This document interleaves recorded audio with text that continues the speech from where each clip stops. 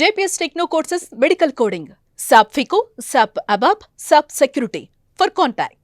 ఇంత జర్నీలో ప్రతి డౌట్ కూడా టెస్ట్ మెసేజ్ పెట్టి ఆయన చూడాలన్న ప్రేమతో పరిగెత్తుకుంటా జూబ్లీ హిల్స్ ఇంటికి ఎక్కువ మీ కారే కనబడుతుంది అక్కడ అనే టాక్ ఉంది. కాబట్టి ఈ జర్నీలో ఆయన దగ్గర నుంచి రియల్ లైఫ్లో ఇది ఉపయోగపడుతుందిరా, నాకు నేర్చుకోవచ్చు, ఇది కదా జీవితం అంటే, ఎంత ఉన్నా కానీ ఇలా కదా ఉండాల్సింది, ఎంత ఉన్నా ఒదిగి ఉండాలంటే ఈయనే కదా పర్ఫెక్ట్ ఎగ్జాంపుల్ అనిపించిన సిచ్యువేషన్స్ చాలానే ఉంటాయి ఆ ఇంట్లో.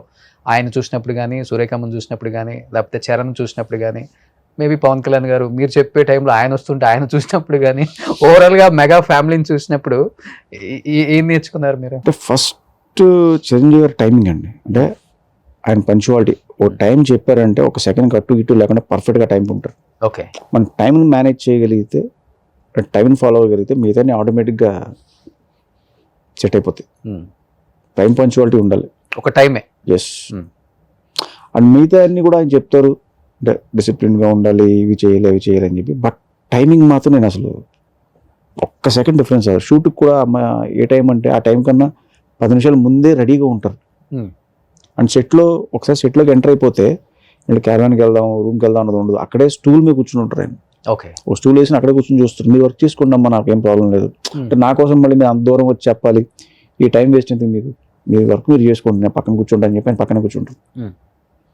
ఆ డిసిప్లిన్ సూపర్ అసలు. ఓకే, ఇప్పుడు ఆల్మోస్ట్ చిరంజీవి గారితో వర్క్ చేసిన అందరు టెక్నీషియన్స్తో నేను ఇంటర్వ్యూస్ చేస్తున్నాను. 80s, 90s, 2010, 20 వరకు కూడా ఆల్మోస్ట్ అందరు టెక్నీషియన్స్ 24 క్రాఫ్ట్స్. అందరికన్నా ఇంకా నేనే. వాళ్ళందరూ ఏ టెక్నీషియన్ అయినా కానీ చెప్పేది ఏంటంటే, చిరంజీవి గారికి డూపులు నచ్చవు. అవును, ఆయన డూప్ చేస్తే ఒప్పుకోడు. 1కి 4 సార్లు అయినా కానీ ఆయనే టేక్ తీసుకొని చేస్తారు.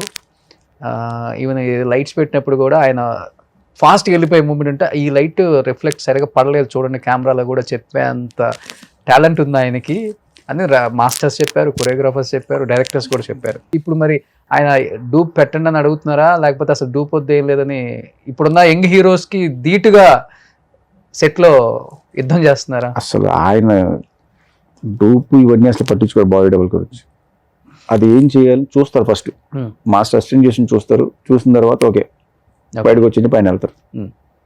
90 feet నుంచి రోప్ వేసుకుని ఆయన ల్యాండ్ అయ్యారని చూసాడు. నాకు భయం వేసింది. 90 feet నుంచి ఒక రోప్తో ఆయన కిందకి ల్యాండ్ అవుతారు. ఓకే, ఇది చూసినప్పుడు నాకు భయం వేసేది. అమ్మా ఏంట్రా బాబు, ఎలా అవుతుంది, ఏమవుతుంది, రోప్స్ కదా మన చేతిలో ఉండవాయి. ఓకే, ఏదన్నా అటు ఇటు అయితే ఏంటి, ఈ టెన్షన్స్ రన్ అవుతాయి ఫస్ట్ మనకి. స్క్రీన్ మీద చూడడానికి బాగుంటుంది ఈయన దూకినప్పుడు. బట్ ఆ పైనుంచి ఆయన దూకుతున్నప్పుడు ఆ ఎక్స్ప్రెషన్తో ఆ ప్రాపర్ ల్యాండింగ్ ఆయన హ్యాట్స్ ఆఫ్. 90 వచ్చి ల్యాండింగ్ కూడా అలానే వచ్చి ల్యాండ్ అవ్వాలి కింద. 82 feet అది చెప్తుంటే విన్నా. బావగారు బాగున్నారులో కూడా ఆయన బంగి జంప్ చేశారంట. బంగి జంప్ అది దాదాపు ఏదో 500 దాకా ఉంది అని అన్నారు. అప్పట్లో మనకు పెద్ద ఫ్యాంటసీ. అది ఎందుకు కర్రా పై ఆ తర్వాత బాగా ఫేమస్ అయింది. అది తర్వాత ట్యాంక్ బండ్ దగ్గర కూడా చెమట పెట్టేవారు. సో మీ బింబిసార్లో పాప ఎమోషన్ బాగా పండింది.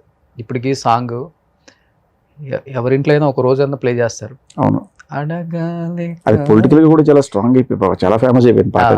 ఇప్పుడు అలాంటి సాంగ్ కూడా ఎక్స్పెక్ట్ చేస్తారు ఇలా ఈ మూవీలో. ఇప్పుడు ఇక్కడ పాప కూడా టీజర్ లో కనిపిస్తుంది కాబట్టి సేమ్ పాప ఎమోషన్ ఉంటుందా, లేకపోతే ఇక్కడ ఏదైనా ఎమోషన్ పండించబోతున్నారా? 100% ఎమోషన్ అనేది చాలా స్ట్రాంగ్ గా ఉంటుంది.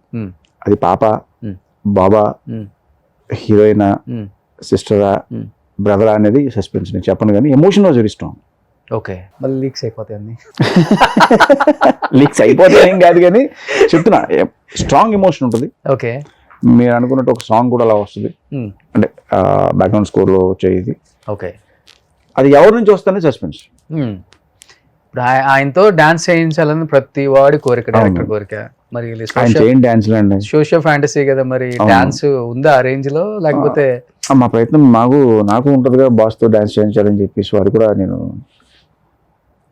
చేయించాను.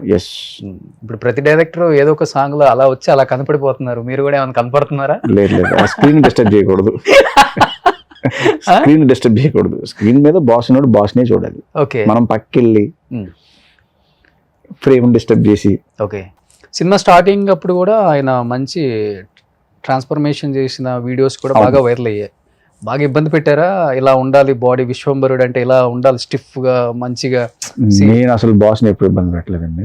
ఆయన తీసుకునే పర్సనల్ కేర్ అది. 6 ప్యాక్ వచ్చిందా బాస్ కి? అలాంటిది ఏముంది. ఆయన తీసుకునే పర్సనల్ కేర్ అది. ఓకే. ఆయన డైలీ 2 times జిమ్ చేస్తారు, 2 times చేస్తారు, స్విమ్ చేస్తారు. మార్నింగ్ 4 o'clock లేచి ఆయన వర్కౌట్స్ చేసి అప్పుడు షూట్కి వస్తారు.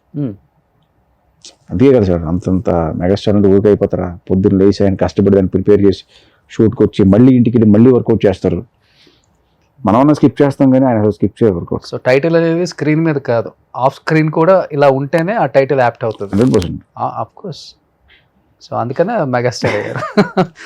మెగాస్టార్ చిరంజీవి గారిని రియల్ లైఫ్లో కన్నా కూడా రియల్ లైఫ్లో అందరు ఇన్స్పైర్ అవుతారు. సో ఆయన చేసే చారిటీస్ కావచ్చు, హెల్పింగ్ నేచరు, పక్కవాడికి ఇచ్చే వాల్యూ, గౌరవం, చెప్పాలంటే ప్రతి ఒక్కరిని చాలా మందికి చెప్తున్నాను ఏదో ప్రాబ్లం ఉంది అన్నప్పుడు సో ఎవరెవరి ద్వారా తెలుస్తుంది కదా, ఆయన ఇమీడియట్ రియాక్ట్ అవుతారు దానికి. అందరు అక్కడే ఫ్యాన్స్ అయ్యేదానికి ఇమీడియట్ రియాక్ట్ అయ్యి దాన్ని ఫాలో అప్ చేస్తారండి ఆయన.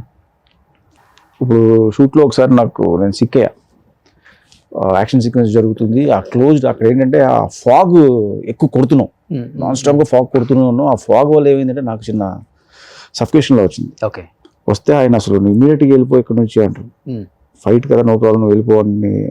లేదని నేను ఉంటాను, నేను అక్కడ ఉండేవాడిని.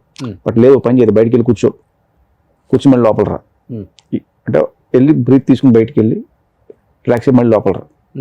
అంత కేర్ తీసుకుని వద్దబ్బాయి నువ్వు అక్కడ కూర్చో, వెళ్ళి మానిటర్ అక్కడ పెట్టుకో లేకపోతే బయట అంటే అంత కేర్ తీసుకున్నారు ఆయన. ఓకే. ఓకే.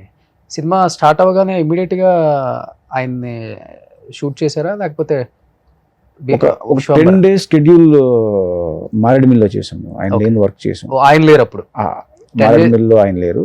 ఆ వర్క్ చేసి వచ్చిన తర్వాత ఇంకా స్టార్టింగ్ ఆయనతో మొదలు పెట్టాం. సో ఆ 10 days చేస్తున్నామనే కానీ ఆయనతో ఎప్పుడు చేస్తున్నాం అన్నదే ఎక్కువ టెన్షన్ ఉంటుంది. ఫస్ట్ ఇది ఓకే చేస్తున్నాం జరుగుతుంది, టెన్షన్ కాదు. ఆయనతో వచ్చినప్పుడు ఏం చేయాలి, ఎలా రియాక్ట్ అవ్వాలి అసలు మనకు తెలియదు. ఫస్ట్ టైం చేస్తున్నాం, చిరంజీవి గారితో ఎలా ఉంటారు సెట్ లో. ఓకే. ఓ టెన్షన్ అంటే ప్రతి డైరెక్టర్ కి ప్రతి హీరోతో చేసినప్పుడు ఫస్ట్ టెన్షన్ ఉంటుంది. ఓకే. బట్ పర్సనల్ గా నాకు చిరంజీవి గారితో అన్నప్పుడు ఆ మెగాస్టార్ ఆ ఇమేజ్ ఆ ఆరా, చిరంజీవి గారికి మనం యాక్షన్ చెప్తున్నాం, కట్ చెప్తున్నాం, ఎలా ఉండదు చిన్న టెన్షన్. మైక్ లో యాక్షన్ అని అరవగానే వస్తుంది. ఫస్ట్ ఆయన ఒక సిద్ధులకొండ అని చెప్పి ఒక ప్లేస్ ఉంటుంది, most important place in the film. ఆయన అక్కడికి వచ్చి అక్కడ శివుడికి దండం పెట్టుకుంటారు. ఓకే. సో ఇది ఫస్ట్ షాట్ నాకు. సో వెళ్ళి ఆయన రాగానే చిన్న టెన్షన్, అబ్బా నువ్వు టెన్షన్ పడక అబ్బాయి కూల్గా ఉండు అన్నావు. ఆయన కూల్ చేసి నువ్వు వెళ్ళిపో, మాట దగ్గరికి వెళ్ళిపో, ఫస్ట్ అడిగి ఏం చేయాలో చెప్పావు కదా, నువ్వు వెళ్ళిపో అక్కడికి అన్నారు. అక్కడ కూర్చున్నా, యాక్షన్ చెప్పి ఆయన దండం పెట్టుకున్నారు, అయిపోయింది. వెంటనే ఫోటో తీసుకోసారి ఫస్ట్ షాట్ ఫోటో సార్ ఇది కావాలని చెప్పి. ఓకే. ఆయన ప్రతి సినిమాలో ఒక ఊత పదం ఉంటుంది కదా, అవును, కొంచెం face left turnings right turnings, అట్లా ఈ సినిమాలో ఏమైనా ఉందా అంటే? ఒకటేనే ఉండదండి, సిచ్యువేషన్ బట్టి ఆయన కౌంటర్స్ పడుతుంది. ఓకే. ఒకదానికి ఫిక్స్ అవ్వాలి, ఈ సినిమాలో ఫిక్స్ అవ్వాలి. ఓకే. 2-3 ఉత్పదాలు ఉంటాయి, అవి అంటే సిచ్యువేషన్ బట్టి పడుతుంటాయి కౌంటర్స్.